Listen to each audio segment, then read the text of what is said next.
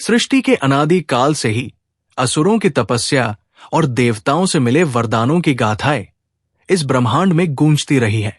परंतु कुछ वरदान ऐसे भी हुए जिन्होंने स्वयं ईश्वर को ही संकट में डाल दिया।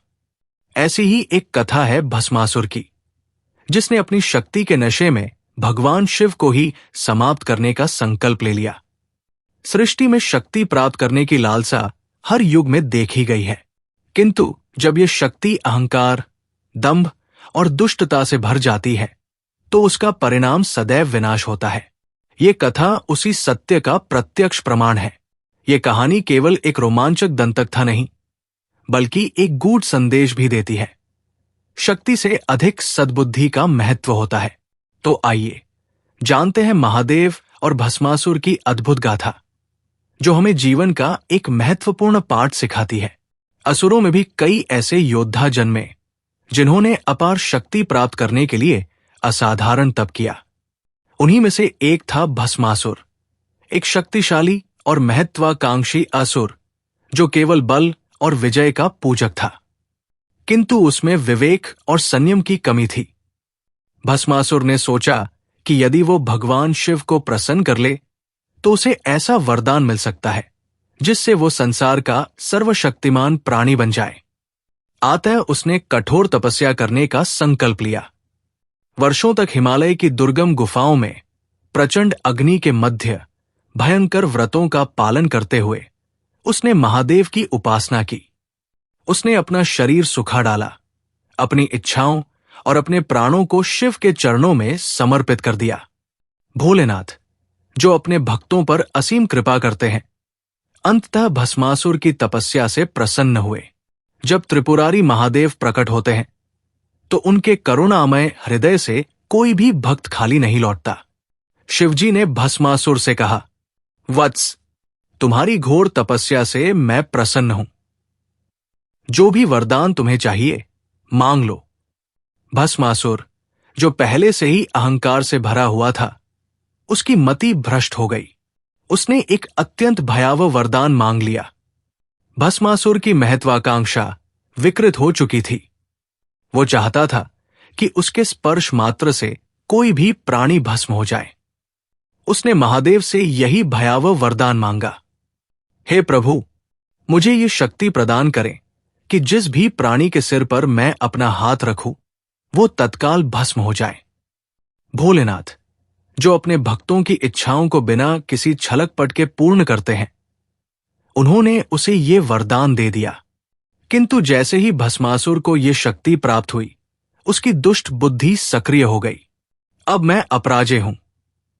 अब कोई भी देव, कोई भी ऋषि, कोई भी योद्धा मेरा सामना नहीं कर सकता। उसका अहंकार इतना बढ़ गया कि उसने सोच लिया कि वो स्वयं महादेव की शक्ति को परख कर देखेगा। भस्मासुर ने भगवान शिव से कहा, महादेव, आपने जो वरदान दिया है, मैं उसकी शक्ति को परखना चाहता हूं। इसलिए सबसे पहले मैं इसे आप पर ही आजमाऊंगा। ये सुनते ही शिवजी चौंक उठे। उनका अपना ही वरदान अब उनके लिए घातक सिद्ध हो सकता था। भस्मासुर ने जैसे ही शिवजी की ओर दौड़ लगाई, भगवान शिव को कोई उपाय नहीं सूझा। उन्होंने तुरंत वहां से भागने का निर्णय लिया। अब एक अभूतपूर्व दृश्य देखने को मिला। महादेव, जो स्वयं सहार के देवता हैं, जो त्रिपुरासुर का वध कर चुके हैं, जो काल है, वे अपने ही वरदान से बचने के लिए दिशाओं में दौड़ने लगे। वे कैलाश छोड़कर स्वर्ग, पाताल और पृथ्वी पर दौड़ने लगे, किंतु भस्मासुर उनकी छाया की भांति उनके पीछे पीछे भाग रहा था। उसकी आंखों में केवल जीत की लालसा थी। शिव, जो कभी किसी से भय नहीं खाते, आज अपनी ही दया का शिकार हो गए थे। नारायण की लीला और भस्मासुर का अंत।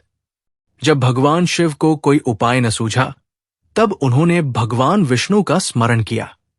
भगवान विष्णु, जो संसार के रक्षक हैं, वे इस संकट को दूर करने के लिए स्वयं आगे आए। उन्होंने एक अनुपम योजना बनाई और एक अद्वितीय रूप धारण कर लिया, मोहिनी रूप। जब भस्मासुर भगवान शिव का पीछा कर रहा था, तभी उसके समक्ष एक अद्वितीय सौंदर्य प्रकट हुआ। मोहिनी, इतनी सुंदर, इतनी आकर्षक कि भस्मासुर उस पर मोहित हुए बिना नहीं रह सका। उसकी आंखें मोहिनी के सौंदर्य में खो गई।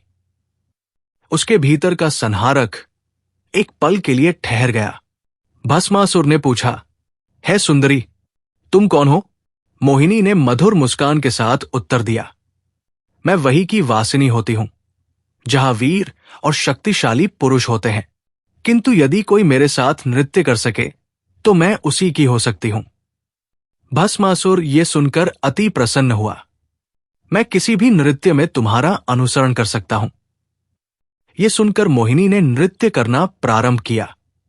भस्मासुर भी उसका अनुसरण करने लगा। और यही वो क्षण था जहां विष्णु की चतुराई ने विजय प्राप्त की। नृत्य के दौरान मोहिनी ने अपने ही सिर पर हाथ रखा। भस्मासुर, जो मोहिनी की हर मुद्रा का अनुसरण कर रहा था, उसने भी अज्ञानवश अपने सिर पर हाथ रख दिया।